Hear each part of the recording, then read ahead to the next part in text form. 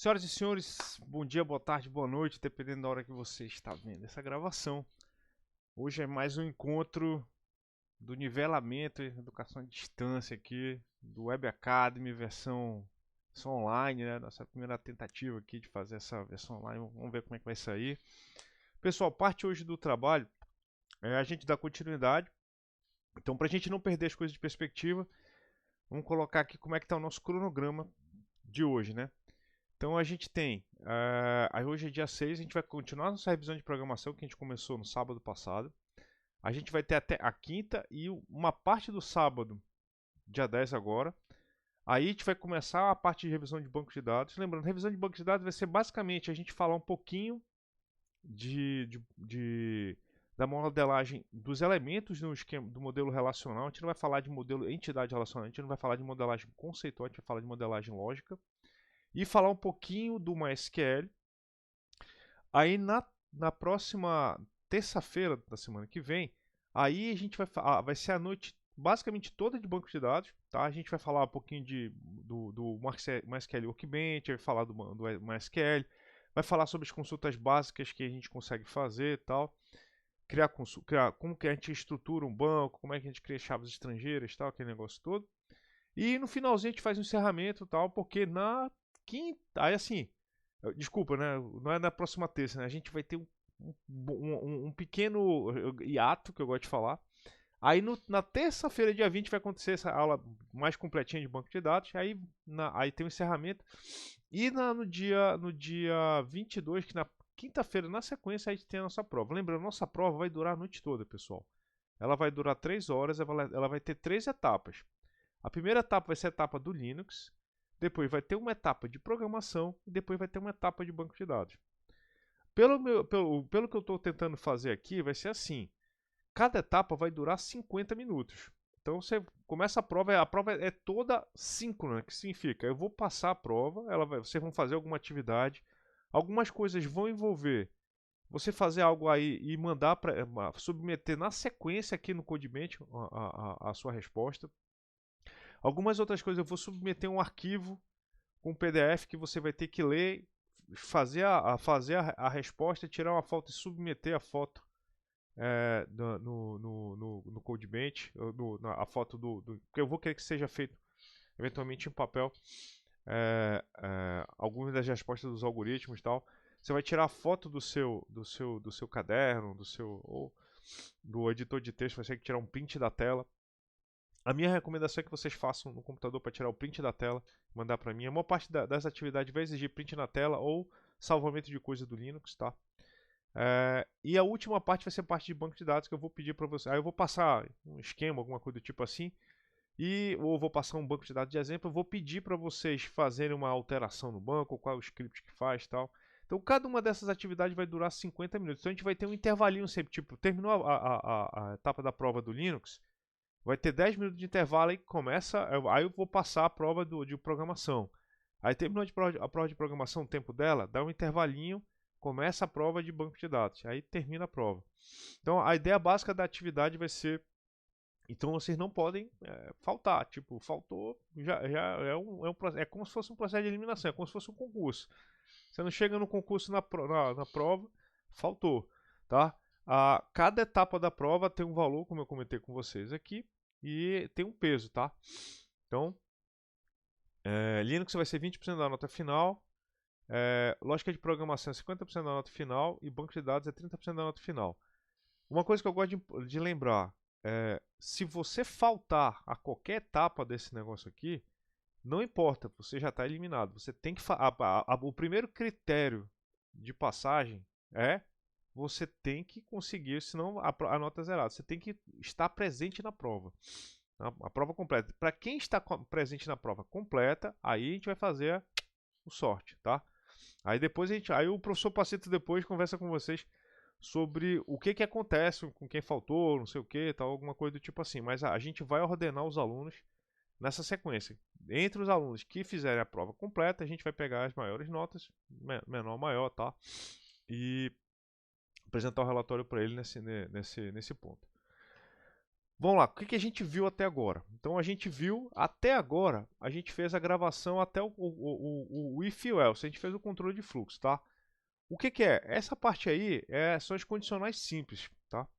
Agora, e as condicionais compostas, que tem o else. Agora a gente vai começar a ver quando a gente vai ter um pouco mais de complexidade nessas comparações.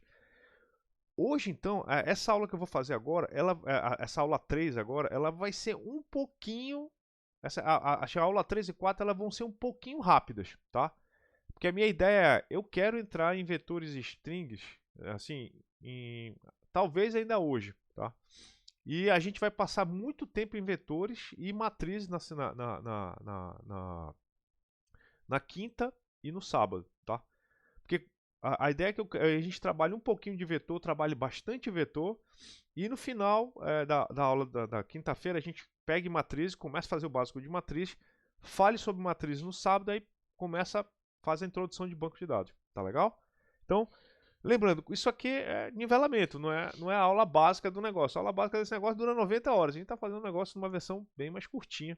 Então, a gente tem que só lembrar, obviamente tem os exercícios para vocês praticarem, e tem os exercícios que estão nos slides, que tem as respostas, tudo certinho, que eu digo, eles são um bom guia para vocês olharem e praticarem junto, tá? Então vamos começar então com o tema da aula de hoje, tá?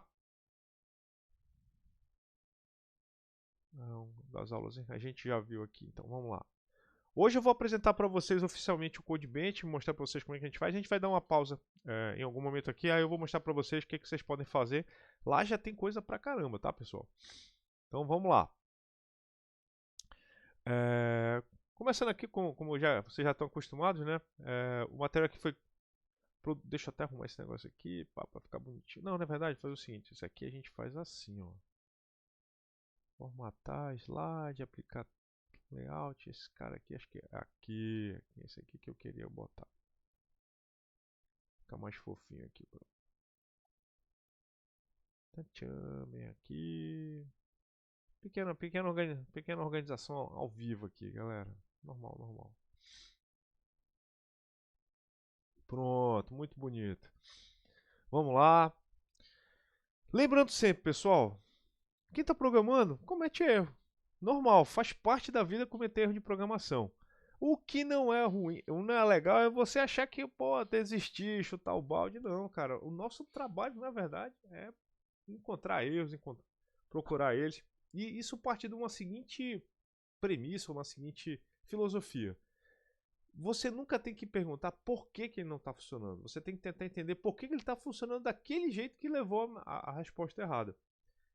Porque você não vai conseguir corrigir um erro que você não entende. Da mesma forma que é impossível fazer um programa para um problema que você não entende como resolver. A programação ela não resolve problemas. A programação implementa soluções para problemas que já foram resolvidos. Resolvido por quem? Pela nossa cabeça. Quem programa é o cérebro do desenvolvedor, não é a máquina. A máquina ela executa ordens. Então sempre lembrem disso, tá, pessoal? A gente é que resolve o problema. A máquina ela executa as nossas ordens através dos programas e algoritmos que a gente desenvolve, tá? Então hoje a gente vai falar como a gente deixa um pouquinho mais complexo algumas das condições de operadores lógicos. Então a gente vai começar a falar um pouquinho deles e por que é interessante a gente entender como eles funcionam dessa forma aqui. Porque a gente começa a perceber que no mundo real, os problemas que a gente lida no dia a dia, a gente tem que fazer mais de uma pergunta durante o nosso processamento. E essas perguntas são encadeadas. A gente vai tentar entender o que é esse conceito de encadeamento dessas perguntas, tá? Então, quando a gente apresenta os comandos de controle de fluxo ou os comandos condicionais, a gente sempre tem que dar um aviso, ó. A gente faz uma pergunta, toma um fluxo. Aí quando dá falso, vai para outro lado. Como a gente estava vendo aqui nos nossos exemplinhos aqui de programação simples, né? Da velocidade, que eu mostrei para vocês que a gente tinha como tirar o else, fazer esse tipo de brincadeira aqui. Mas, às vezes, a gente tem que fazer várias perguntas na sequência. O nosso programa, às vezes, precisa de 5, 6. Quantas perguntas foram necessárias, tá? Então, a gente precisa encadear essas perguntas. Então, o que acontece? A gente tem a condição simples, que tem uma pergunta só, ou eventualmente a gente quer que aconteça alguma coisa quando a pergunta não é verdade, a resposta da pergunta não é verdade. Só que agora a gente pode repetir uma pergunta dentro, quer dizer, repetir a estrutura de pergunta dentro da resposta. Então a gente pode agora encadear quantas perguntas a gente quer. Então isso aí que a gente chama de estrutura condicional encadeada. Professor, existe limite para a gente encadear as condições? Não, não existe limite, pessoal. As condições de encadeamento são de acordo com o que o problema exige que seja. Eles não tem algo que precise ser necessariamente, obrigatoriamente, um nível fixo. Só pode no máximo até 4. Não, cara, dependendo do tipo de programa, pode ter quantas vezes você quiser. O exemplo rápido aqui para a gente entender esse caso, né? Identificando os múltiplos. Faça um programa que dado um número inteiro maior ou igual que 1, identifique se ele é múltiplo apenas de 3, apenas de 5 ou de 3 e 5 simultaneamente. Então a gente tem que identificar se ele é múltiplo de um dos dois. Como é que a gente entende que um número é múltiplo do outro? Quando a gente sabe, a gente já viu nas aulas passadas, que se a gente faz a divisão para aquele número e o resto é 0, então significa que aquele cara lá foi múltiplo daquele maluco lá. Então houve uma multiplicação para aquele número e chegou até o número que a gente queria. Então a gente vai colocar 3 se for divisível só por 3, 5 se for divisível só por 5 e ambos se for divisível pelos 2, tá? Então a gente vai ter que fazer uma entrada aqui que vai tentar pegar esse cara aí. Então, pensando, qual é a nossa entrada? É o número que vai ser dado e a nossa saída vai ser esse número mais a mensagem de acordo com o que ele for múltiplo, ok? Então, as entradas são inteiras e a saída vai ser uma string. Lembrando, esse é o passo base da gente fazer qualquer algoritmo, a gente entender o que está sendo pedido. 2, entender a natureza daquilo que a gente vai precisar para trabalhar e a natureza daquilo que a gente vai precisar reportar ou a gente vai precisar colocar para saída, tá? Sempre lembrando que a gente brinca com entradas e saídas e processamento delas, tá? Então, a gente agora quer sacar, como a gente entendeu o problema, o que a gente tem que fazer com ela. Então, isso aqui é uma das respostas que a gente pode ter. Vamos lá, a gente vai fazer a primeira pergunta, né? Receber o número, ler o númerozinho aqui. Aí, se ele for múltiplo de 3, entendeu? A gente foi múltiplo de 3, na verdade, a gente vai perguntar se ele é múltiplo de 5. Pô, legal, múltiplo de 5. Se for múltiplo dos dois simultaneamente, a gente vai responder ambos.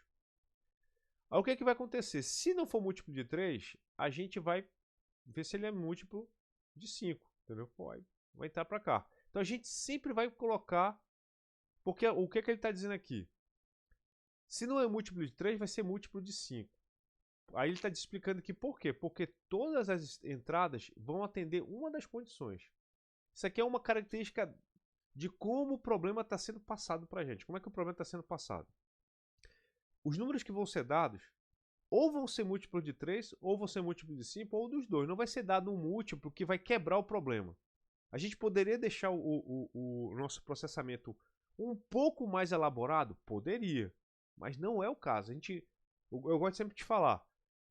Tenta primeiro focar naquilo que resolve esse problema. Depois você otimiza. Lembra das figurinhas do foguete que eu falei para vocês, né? A gente não começa fazendo a versão otimizada. A gente primeiro faz uma versão simples. Então, é o que a gente está fazendo aqui agora. Então, qual o primeiro passo? Lê o número. Li o número. Segundo passo, vou fazer a pergunta encaminhada. É múltiplo de 3? Pô, beleza. Se não for múltiplo de 3, a gente já sabe que é múltiplo de 5. Se ele for múltiplo de 3, aí, pô, eu vou perguntar se é múltiplo de 5. Então, beleza. Se for de 5, sem ambos. Pô, isso é legal então. Se quando eu perguntar se ele for múltiplo de 5 e der falso, a gente sabe que então que ele só foi múltiplo de 3. A gente responde 3. Então, a gente já tem uma estratégia montada para o algoritmo. Ele vai ser sempre múltiplo dos dois ou de um dos dois. Nunca vai ter a situação que ele não é de ninguém. Então, pergunta, ele é múltiplo de 3? É. Então, pô, beleza. Agora eu tenho que checar se ele é múltiplo de 5 também. Se for de 5 também, beleza. Mas se ele não for múltiplo de 3, já é de 5. Beleza, ele foi de 3. Não, pô, professor, ele não foi, ele foi múltiplo de 3. Agora eu tenho que entender se ele vai ser só de 3, entendeu? Pô, o de 5 deu falso, a gente já sabe agora que é só de 3. Então, a gente montou a lógica. Pô, beleza. Então, essa aí que eu chamo da engine, é o motor desse problema. Esse cara aí é o cara que resolve. Então, se dois ifs iguaizinhos, deu ambos. Qualquer um dos outros deu falso aqui. Pô, bacana, professor. Isso aí é muito legal. Existem várias formas de resolver esse problema, pessoal. A gente está vendo aqui somente uma delas, tá? Então, olha aí, ó. Se no valor de n, tá aí os caras. Vamos botar esse cara aqui para jogo aqui. Vamos lá. Então, por que eu quero colocar para jogo? Porque é muito interessante a gente entender. Opa, Ctrl Z aqui. Vamos voltar. Deixa eu entrar aqui na minha pastinha aqui do Python. Vamos lá, eu vou dar o Python 3. Hello. Deixa eu ver aqui. Ah, tá aqui. Porque é o seguinte, esse cara aqui tem que ser aspa dupla. Eu já aprendi isso aqui na outra lição. Python não gosta dessa aspa loucona que está aí no slide. Agora funcionou. Olha aí. Eu vou botar agora um número que a gente sabe que isso é múltiplo de 5, que é o 10. 5, beleza. Agora eu vou botar o número que só é múltiplo de 9. O 9, ou de 3, o 9. E agora eu vou botar um número que é somente múltiplo dos dois, cara. É ambos, pô. Vamos colocar o 30 ou 15. Vamos colocar o 15, né? Ambos. Professor, e se o senhor quiser quebrar o problema? Tipo assim, colocar um número que não é múltiplo de ninguém. Será que rola? Bora testar só pra ver o que acontece. Só pro teste. Vou botar 7. Só de zoeira. Ele sabe que é 5. A gente já entendeu aqui que, dada a lógica do nosso problema, um cara que vai dar falso em todo mundo vai ser múltiplo de 5, porque não vai ser o caso do número de 3. Se não for múltiplo de 3, aí ele vai achar que é 5, ele não vai nem perguntar. Tá? Então a gente já entendeu como é que funciona a lógica do nosso problema aqui. Mas para os casos de teste e dentro da restrição que a gente deu para o problema, ó, sempre vai ser ou de um ou de outro ou de ambos, nunca vai não ser deles. Então a gente já entendeu que esse programa aqui está funcionando, ó, direitinho, bem legal, tá? Então, a gente passou a entender um pouquinho de como é que ele funciona quando a gente dá uma entrada que não obedece o que foi combinado com o desenvolvedor, tá? Uma coisa importante aqui, professor, daria para fazer esse cara aqui de várias formas diferentes? Daria.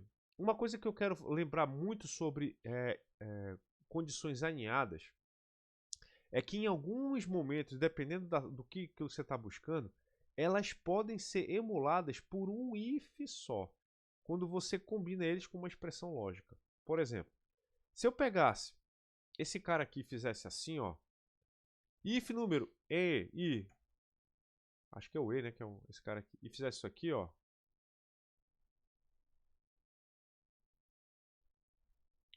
esse cara aqui, ó, esse maluco aí, ele já disse pra mim, ó, eu vou colocar aqui dentro. Então, se esse cara for, se esse cara for múltiplo dos dois, ele vai ser ambos. Eu vou fazer um código alternativo, tá? Se não for,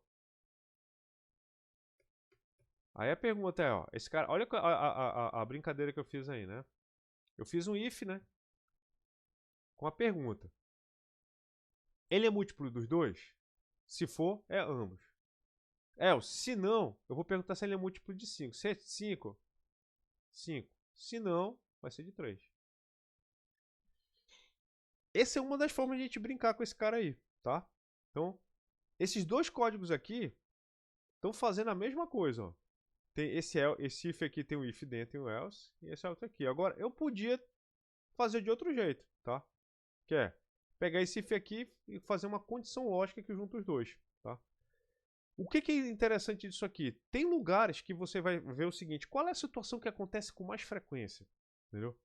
É porque do jeito que ele fez aqui, o que ele fez? Ele fez as duas perguntas numa só. Foi bem interessante, tá? O que acontece aqui? Se ele não for múltiplo, se esse cara aqui der falso, ele já vai vir para esse cara aqui na hora, entendeu? Ele não vai nem checar esse cara aqui primeiro. Então, são situações. Um código é melhor que o outro? Não, eles são só diferentes. Isso é muito comum na computação, a gente ter formas diferentes de fazer a mesma coisa, tá? Qual é o ponto todo aqui? A gente colocou um caso bem encaixado com as condições, mas esse cara aqui são o que a gente fala de equivalentes na semântica computacional, tá? Mas é só para vocês, é só uma curiosidade para vocês verem que a gente pode fazer isso também. Aqui um exemplo, outro problema bem legal, né? Idade mínima para dirigir. Você está desenvolvendo um programa para verificar se uma pessoa pode ou não dirigir com base na sua idade no país em que se encontra. A tabela seguinte mostra a idade mínima para dirigir em alguns países. No Brasil é 18, nos Estados Unidos é 16. O programa deve solicitar ao usuário o número inteiro, que é a idade da pessoa, e o país, né? A gente vai precisar de uma identificação do país para identificar em qual lugar que a gente quer. Então, a gente vai codificar essa tabela de checagem num algoritmo. Pô, vai ser bacana. Então, B ou E, tá? Que vai ser utilizado como entrada, e o usuário vai poder digitar, se ele quiser, uma letra maiúscula ou minúscula, tá? Aí qualquer coisa a gente converte ela para maiúscula. Vamos lá? Então vamos pensar nesse problema, como é que a gente resolveria usando a condição aninhada, né? A condição uma dentro da outra. Então, uma coisa importante, opa, ele fez uma coisa interessante, né? Se você não tiver a idade suficiente, ele vai sempre assim, atender os requisitos, né? Se você dá uma coisa, não, tá perfeito, ele vai falar a idade suficiente. Se não atender o requisito, ele vai falar idade insuficiente. Então é isso que ele está checando aqui na parada. Então a entrada, idade país, e a idade de saída, mensagem. Pessoal, esse problema aqui, ele dispara um monte de situações possíveis. Um monte de situações possíveis, tá? Que é bem interessante. Você pode fazer a filtragem primeiro por país, você pode fazer a filtragem primeiro por idade, do tipo assim, é menor que 16? Pô, então não pode dirigir nem em país nenhum, tu já coloca que a idade é suficiente, entendeu? Ou então tu pode primeiro perguntar, ver qual o país que ele tá, aí fazer a pergunta lá dentro do país, fazer aquele if dentro daquele país. Então tem um monte de estratégia possível. Bora ver qual a estratégia que a gente acha mais interessante aqui no nosso modelo. Então, primeira parte, o que eu vou usar como entrada? A natureza das minhas entradas são um número inteiro maior que zero, que são idades, maior ou igual que zero. A gente espera, então assim, alguém vai dar número negativo, não é um número, a gente não vai assumir que alguém vai dar números negativos, tá? A faixa de valor que vai ser pensado vão ser números não negativos, tá? E uma string, que no caso aqui a gente poderia também dizer que é um caractere, tá? Cujo domínio vai ser B e E. A gente está assumindo que vai ser B e E a entrada, tá? Não vai ser uma coisa diferente que isso. E A vai ser a mensagem saída, tá? Isso aqui é o importante que ele está falando. Ó. Considere que as entradas sempre serão válidas. Então, assim, ninguém vai passar uma letra que não é uma entrada. Sempre vai ser ou B ou E. Nunca vai ser outra coisa que não seja esses dois, tá? Então tá aqui, ó. Início e idade do país. Então ele vai perguntar o país. A primeira coisa que ele pergunta: o país é o país B? É Brasil? Então ele vai perguntar a idade. Não, é B, é verdade. O país é verdade, o país é B. Aí ele vai perguntar a idade do país aqui. Pô, a idade é maior ou igual que 18?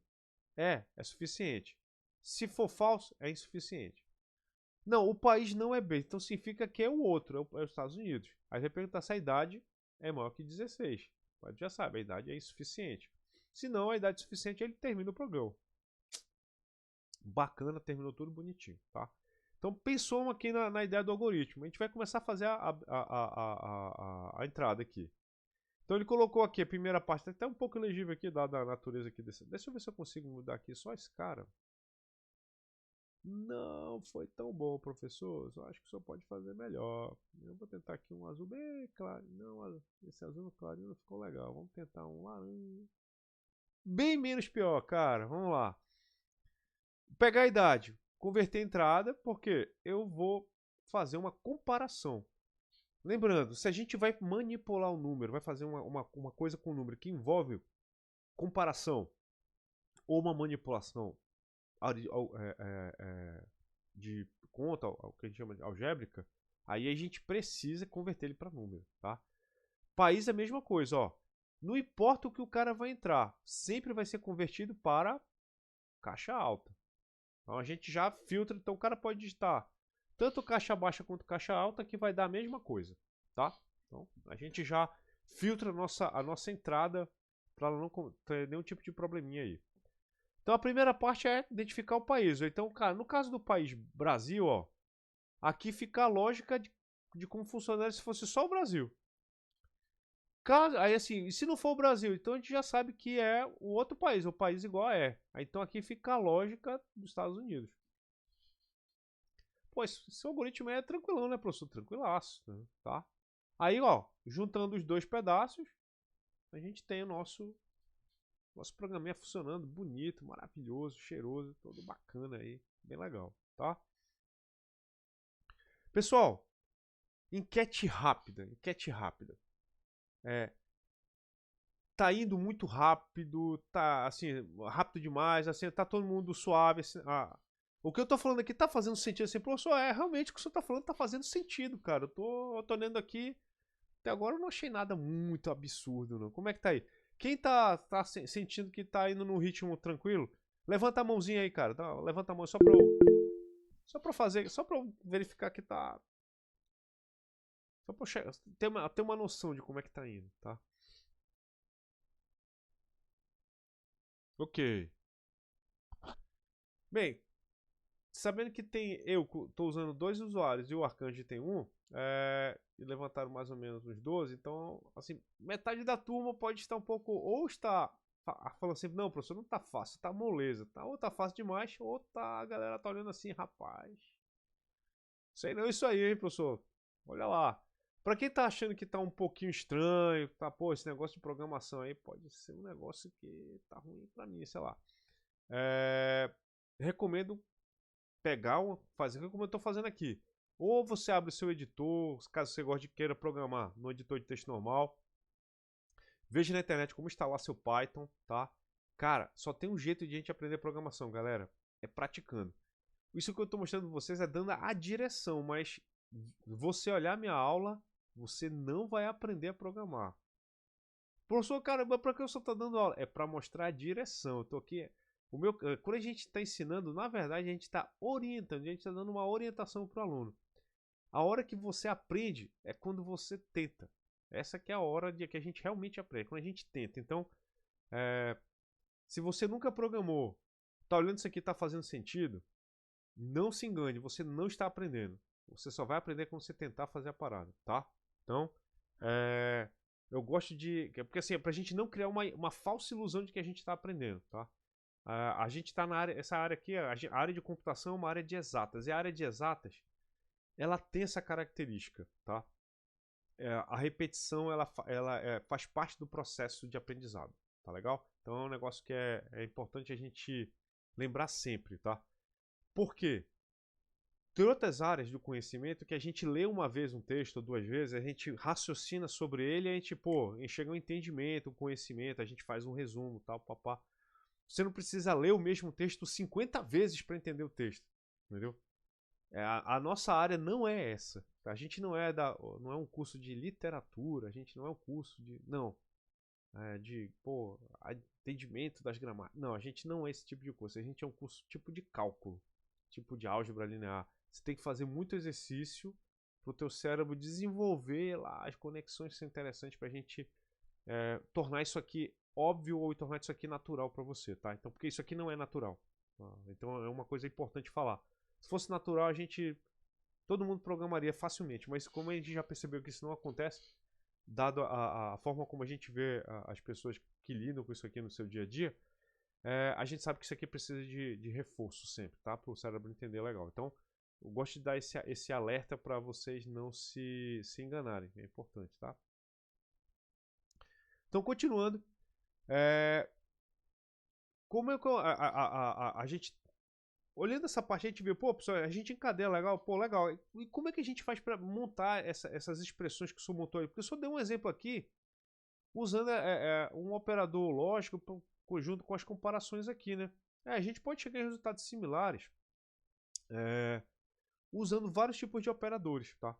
Então a gente tem que dominar, dentro da linguagem de programação que a gente está usando, os operadores que ela costuma operar com mais eficiência e tal, para a gente resolver o problema.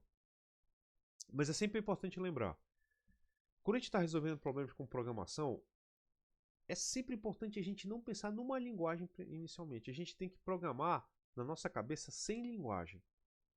Por que eu digo isso? Porque as linguagens, cada uma delas tem suas características e, o mais importante, elas têm suas limitações. Então a gente não pode programar se limitando por causa da linguagem. A gente tem que programar uma resposta. Pô, beleza. Qual é a linguagem que melhor adapta ou melhor implementa essa resposta? Aí você vai atrás dessa linguagem. A gente aprende uma linguagem para aprender a começar o nosso processo de introdução na programação e tal, mas o ideal é que vocês aprendam várias linguagens. Assim, Python, para quem está começando, talvez seja a primeira, mas talvez seja a segunda ou terceira.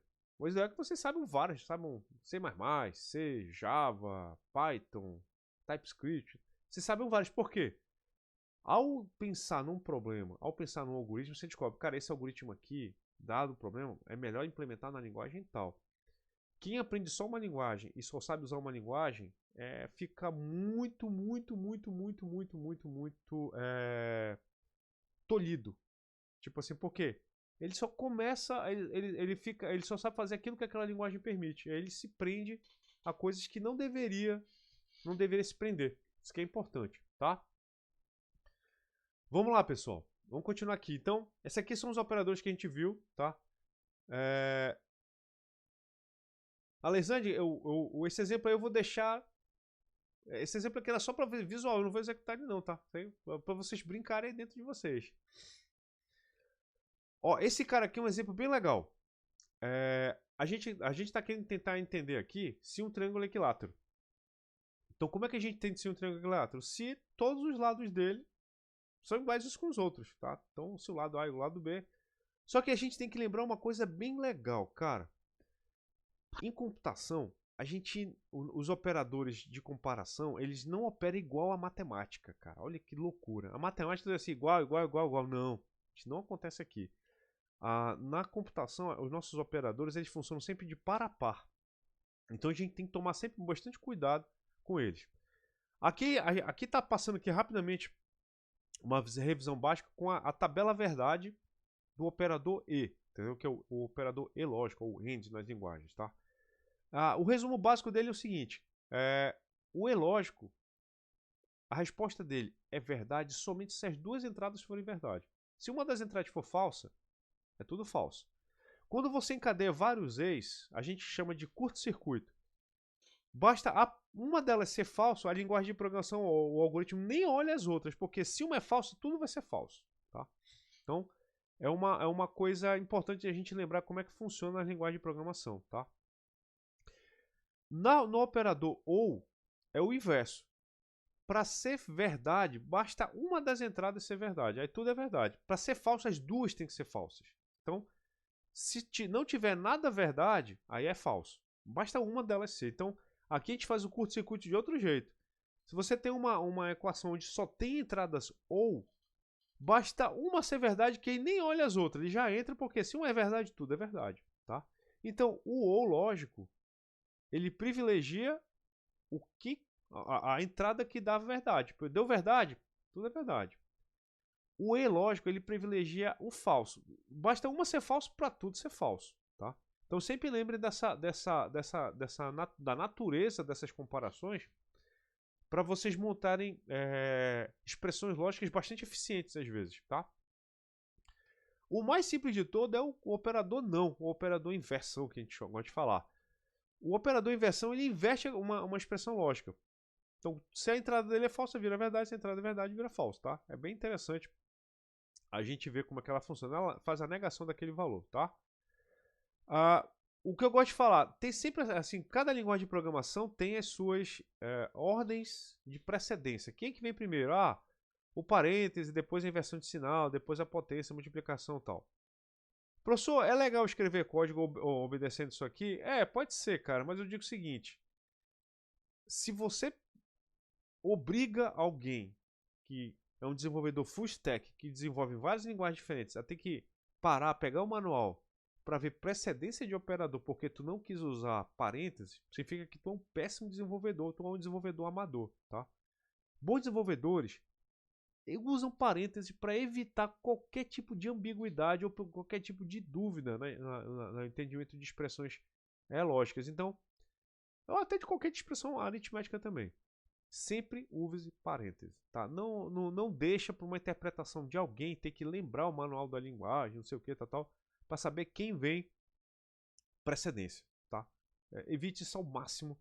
É uma ótima prática de programação, tá? Isso aqui está explicando o que a gente aprende em matemática discreta, né? Quais são as negações das operações e tal. Então, a negação de um monte de AND, na verdade, é um monte de OR de cada cara negado individualmente. A negação de um monte de OR, na verdade, é o AND de um monte de expressão negada ao mesmo tempo. Então, é só para vocês lembrarem. Isso aqui é matemática discreta, é bobagem e tal, mas é bom vocês lembrarem porque isso aqui, às vezes, você melhora a legibilidade de uma expressão usando a negação dela em vez da proposição positiva dela. Então, faz muito sentido a gente pensar nisso, tá? Outra coisa importante, né? A gente sempre, como eu falei ainda agora, a gente sempre compara as coisas pares a par. Então, o que ele está fazendo aqui?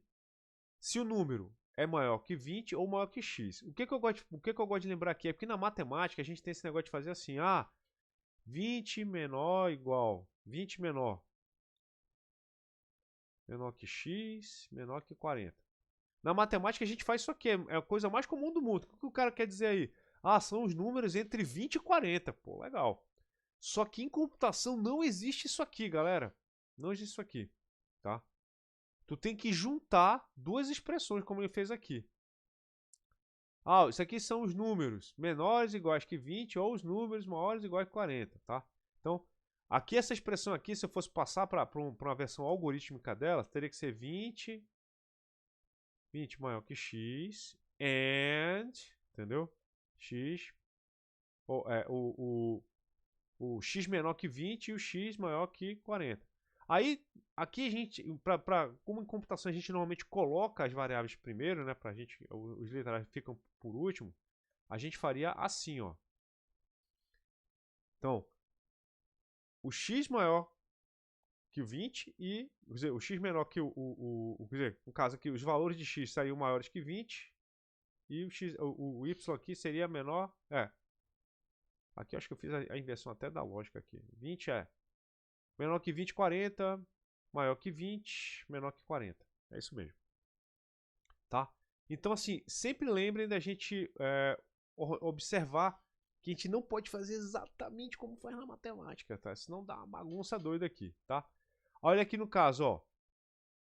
Ele quer os números que são menores ou iguais que 20 ou maiores ou iguais que 40. Então, 10 vai dar... Quando você avalia essa expressão aqui, é o ou.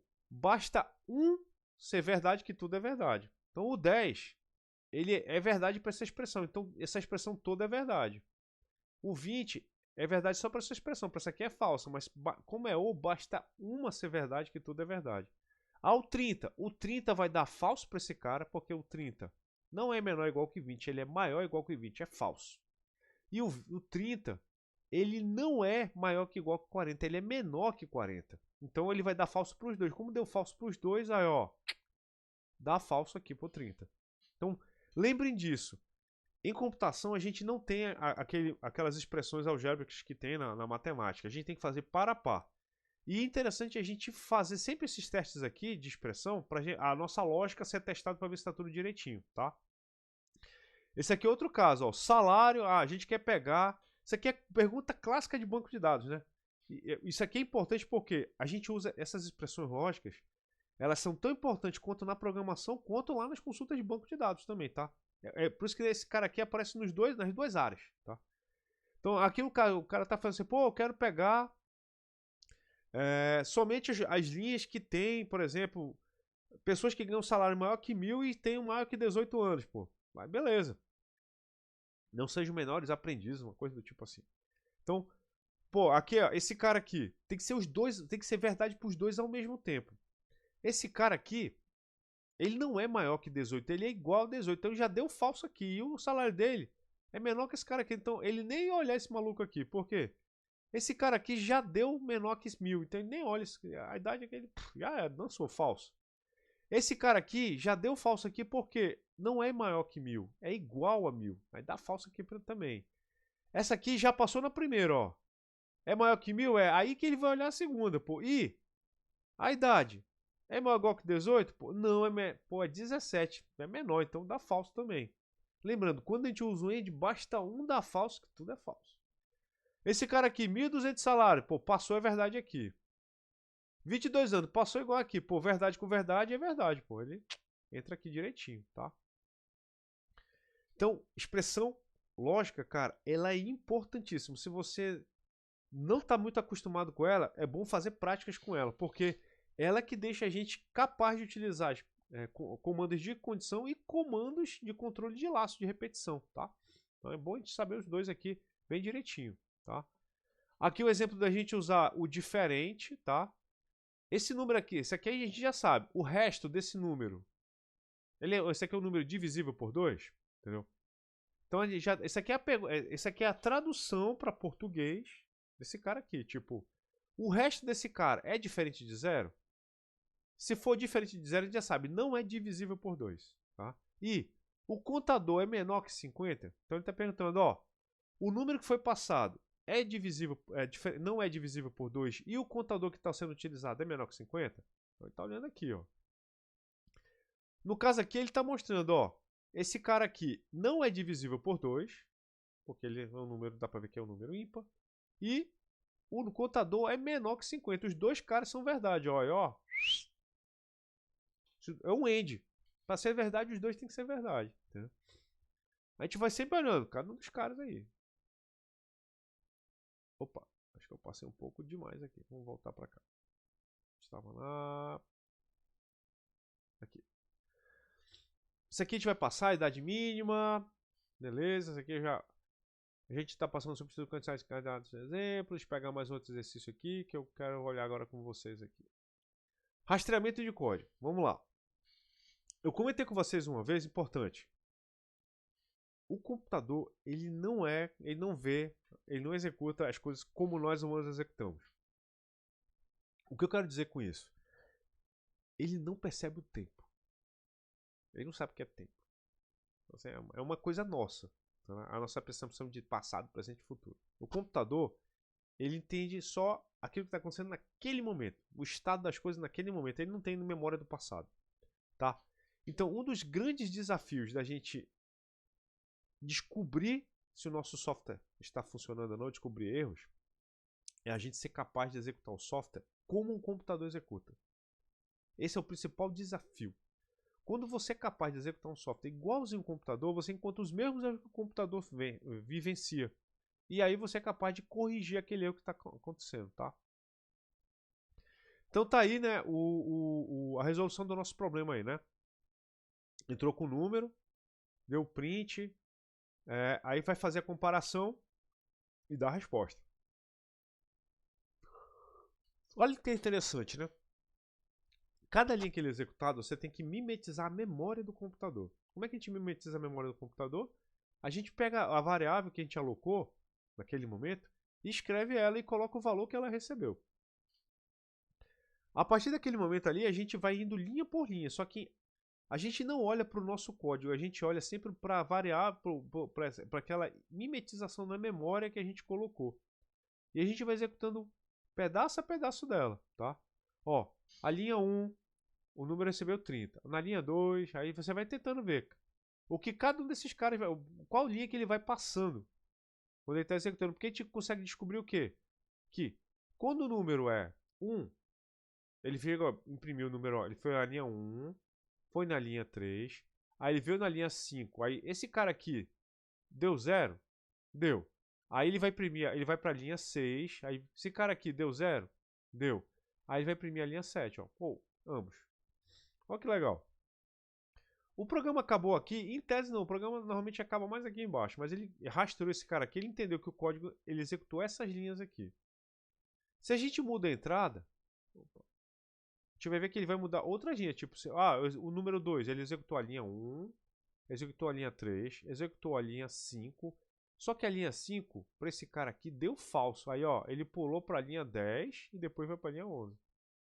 Então isso aqui é o que a gente chama de rastrear o código. Rastrear o código é a gente dar uma entrada e linha por linha que está sendo executada, tá? Em engenharia de software tem um conceito bem interessante chamado cobertura de código. O que significa isso? Você criar testes que cada linha de código que você gerou tenha que ser passada pelo menos uma vez.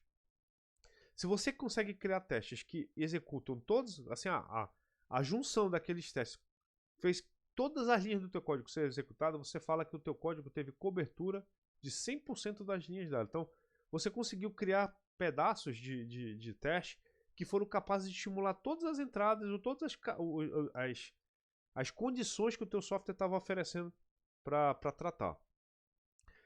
Tem lugares que você vai fazer código que ele não vai conseguir ler todas as linhas. Aí você sabe, pô, eu fiz um pedaço de código, mas eu nunca testei ele com o caso que chegasse nele.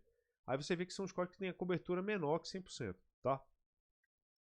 Antigamente tinha um problema de alguns softwares que liam cobertura de código, eles não saberem contabilizar comentários, tá? Mas isso hoje já não existe mais. Então, você consegue fazer isso com muitas bibliotecas. Olha que legal, né? Faça um programa que imprima as entradas e as linhas executadas para cada entrada. Então, esse aqui é um negócio interessante de a gente saber o que está acontecendo aí. Então, é bem legal. Tá, papapá. Vamos ver se tem alguma coisa aqui que eu quero mostrar nesse caso aqui. Vamos ver, vamos ver. Ah, esse aqui está fazendo mais exercícios de rastreamento, tá? O que eu acho legal, pessoal? Isso aqui eu não vou perder muito tempo com isso aqui não, porque isso aqui é uma coisa que você tem que fazer. Não adianta eu ficar mostrando para vocês não, tá? O que ele está fazendo aqui sempre? Sempre vai ter um código, sempre vai ser dado para vocês uma entrada. Qual é a brincadeira toda que você tem que fazer ao usar esses slides aqui para fazer o seu exercício? Tá? Lembrando, isso aqui para mim é uma das ótimas maneiras de eu avaliar vocês numa prova. Eu passar para vocês um PDF com um código e a quantidade de linhas, passar uma entrada e falar, cara, eu quero que você me dê como resposta a soma das linhas que foram executadas, que foram estimuladas nesse exercício. Isso aí para mim é um... Então assim, treinem isso. Isso aqui para mim é uma ótima forma de avaliar se você está treinando bacana, tá? Então, eu gosto de assim, o professor Moisés alertou a gente, cara. Ele não foi ruim não, ele alertou a gente que ele poderia fazer isso. Então, isso é uma ótima forma de... Por quê? Eu estou sabendo que você soube rastrear um código. Isso aqui é uma coisa importantíssima quando a gente programa. Para desenvolvedor júnior, pleno, sênior, mestre, Yoda, Jedi, o cara tem que saber seguir uma linha de código para entender o que está acontecendo, tá?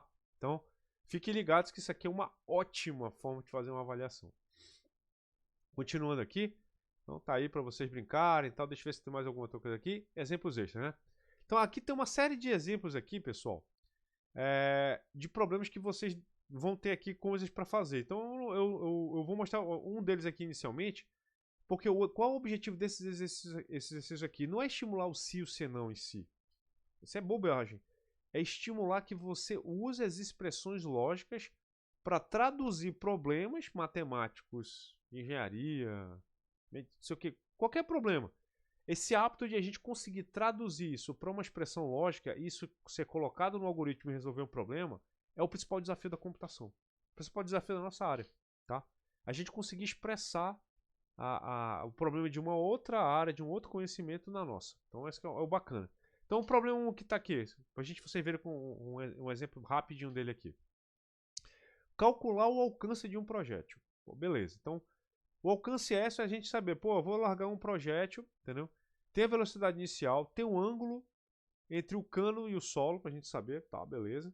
E tem a gravidade. Pô, legal. Então aí é dado pra gente a fórmula. Pô, você já deu até a fórmula, cara. Não precisa nem ir na internet ir atrás da fórmula. Não precisa, cara. Aqui a gente quer avaliar a tua capacidade de expressar essa fórmula em computação. Então olha lá, né? Então já sabe, né? A entrada vai ser a velocidade inicial em metros por segundo. A gente tem um ângulo do solo, que é 0 a 90 graus. Não é muito bom ser 90 graus, tá? Não preciso nem dizer o porquê. 0 grau e 90 graus talvez não sejam ângulos muito legais de dar um tiro, tá? Mas a gente aceita como entrada, legal? Alcance vai ser a tua resposta final. Quantos metros a gente espera, entendeu? Professor, isso vai ser aquele exercício de física clássica, né? Desconsidere a fricção do ar. Vai ser desse tipo mesmo. Considere um tiro no vácuo e tal. Professor, se eu quisesse fazer bem realista, a gente tem que colocar umas equações diferenciais aí, porque dado a fricção do ar e a velocidade e tal, a cada velocidade, a cada dependendo do formato que a gente teria uma expressão que mostraria o quão a fricção seria naquela velocidade. E a partir daí, qual seria... Tem uma integral que faz... É bonito, é uma equação bonita de fazer. Todo livro de cálculo tem esse cara como exemplo, é legal pra caramba, tá? Então, mas a gente vai fazer uma versão ensino médio aqui, tá? Então, olha aí, né? Primeira coisa, né? Avaliar. Esse aqui é um programa bem legal. As minhas entradas são válidas? Isso aqui é uma coisa que a gente não faz às vezes em algum programa. Aqui no caso ele está falando, pô, vamos primeiro testar se todas as nossas entradas são válidas. Se uma delas estiver ruim, não vou fazer cálculo nenhum. Então, olha aí. Se a velocidade for maior que zero, se o θ for maior que zero e o θ for menor que 90, pô, beleza. Então, por quê? Ele tentou avaliar se tinha alguma coisa que podia dar errado aí. Não adianta fazer cálculo com dado errado. Então, o cálculo deu verdade, aí ele executa a nossa equação. E esse G aqui, professor? G é uma constante que a gente põe em gravidade. Às vezes algumas linguagens têm essas constantes já prontas. Às vezes a gente coloca ela, a gente vai na internet, pega um valor bem, sei lá, preciso e coloca na nossa linguagem e tal. A gente vai ver como é que está configurado aqui. Olha aí, ó. Então aqui, ó, ele colocou a velocidade inicial, colocou o θ, que é o ângulo, né, do cano, o ângulo de saída, o ângulo inicial de saída do projétil e tal. Aí, ó, ele importou o módulo matemático, que legal. Ele está explicando aqui, ó, que pra gente não fazer isso aqui, ó. A gente não pode fazer a comparação, se o θ é maior que zero e maior... Não, tem que repetir o cara de novo. Lembra sempre dessa brincadeira, tá? A gente testa aqui a nossa condição para ver se os valores estão tudo certinho, não está nada errado. Aí a gente vai fazer o seguinte, vai pegar, ó, em radianos, porque é assim que a gente faz o cálculo, tá? Faz em radianos aí, pega o radianos, qual é o θ daquele ângulo? Esse aqui é o θ do radiano daquele θ. Aí a gente põe no nosso cálculo aí, ó. Pô, bacana demais, hein, professor? Faz a velocidade elevado ao quadrado, dividido pela gravidade, olha aí, bacana, multiplicado pelo seno de 2 vezes aquele ângulo. Pô, tá lindo. Aí que ele imprimiu aqui, ele com precisão de 3 casas decimais, para ficar um negócio bacana, para não errar o alvo. Esse alvo aí não é um cara muito pequeno, é um cara meio grande, então a gente quer ter uma certa precisão na onde vai cair o nosso alvo aí. Olha que legal, né? Então vocês estão vendo que tem várias formas de utilizar aí, tá? Isso aqui que eu falei ainda agora para vocês. Para algumas pessoas é mais fácil pensar nas condições válidas. Para outras é mais fácil pensar nas condições inválidas, entendeu? De qualquer maneira, ambas as soluções devem ser corretas, pois o problema é o mesmo. Mas eu gosto sempre de falar, se possível, use quem é mais fácil de entender. Às vezes é mais fácil ver o meio vazio. Às vezes é mais fácil de ver o meio cheio. Se você conseguir pensar as duas formas e identificar, cara, aparentemente é mais simples a expressão positiva, vou usá-la. Pô, aparentemente é mais simples a posição negativa, vou usá-la, tá? Então, pense dessa forma, porque às vezes a gente evita um monte de problema só fazendo uma manipulação de expressão, tá? É um negócio bem simplão e é fácil de a gente olhar, tá? Deixa eu ver aqui, ó. Esse cara aqui, ele estava fazendo, na nossa primeira expressão, a primeira versão, né, do script, ele fez usando o AND, entendeu? O AND. O que era o AND? Bastava se bastava um cara era falso, todo mundo era falso. Pô, legal. O que ele vai testar aqui agora? Agora ele vai inverter a parada, entendeu? Basta um cara ser verdade que o dado vai ser inválido. Então assim, a velocidade inicial é maior que zero? Não, é falso. Pô, não vai nem olhar os outros. É falso. Pô, já dado já tá inválido. Tá? O θ é maior ou igual que zero? Já era, dançou. O θ é maior. Qualquer um desses caras aí deu verdade, pô, ele já sabe que esse cara aqui, ó, vai dar aqui. Então, é outra forma de a gente olhar o problema, olhar pelo lado contrário, tá? Então, existem muitas formas de a gente implementar o mesmo problema e o mesmo código, tá? O que eu acho interessante a gente ver aí é que isso aí é uma hora que a gente começa a perceber como os nossos alunos pensam. Isso é bem interessante, tá? Por quê? Não, as pessoas, elas leem coisas diferentes, veem coisas diferentes, então elas programam de forma... Às vezes uma pessoa vai achar mais fácil de um jeito do que o outro. E é natural isso. Não tem nada de errado, tá? O que é interessante é você explicar bem o teu código, explicar a lógica dele e tal. Quando a gente aprende bastante sobre lógica e sobre expressões, a gente consegue entender essas coisas aqui bem fácil, tá? É bem tranquilo. Tanto um quanto outro a gente olharia e a gente consegue entender. Só que veja que dessa vez, como ele negou tudo aqui, agora os dados inválidos é o primeiro. Esse cara aqui é o segundo. Professor, existe alguma regra específica de quem a gente coloca em primeiro ou coloca em segundo? Qual que seria o ideal? Tal? É o seguinte.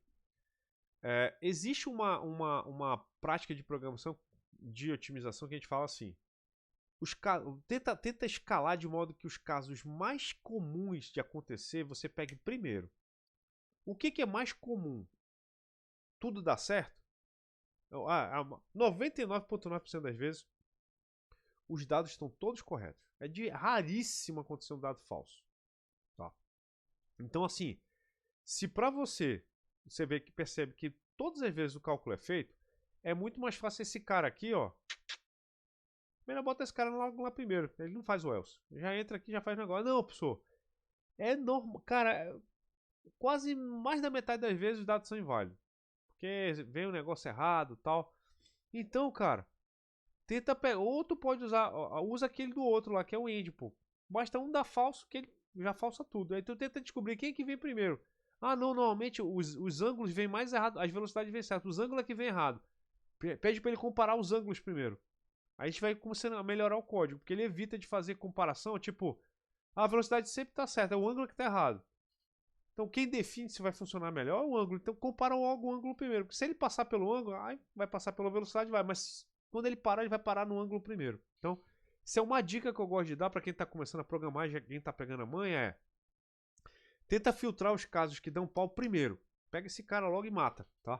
Porque aí você evita de fazer um monte de cálculo bobão aí, mesmo se o cara você já sabendo que a resposta não ia dar certo, tá? Esse aqui eu acho que é um dos problemas mais clássicos que tem, que eu acho legal todo mundo fazer, cara. Que a entrada são 3 valores, que são os 3 lados de um triângulo. Aí é o primeiro teste que tu tem que fazer. Esses 3 lados formam um triângulo? Ah, formam. Se formarem, qual tipo de triângulo que estão formando entre eles? Ah, tá formando equilátero? Tá formando escaleno? Ou tá formando isósceles? Tá?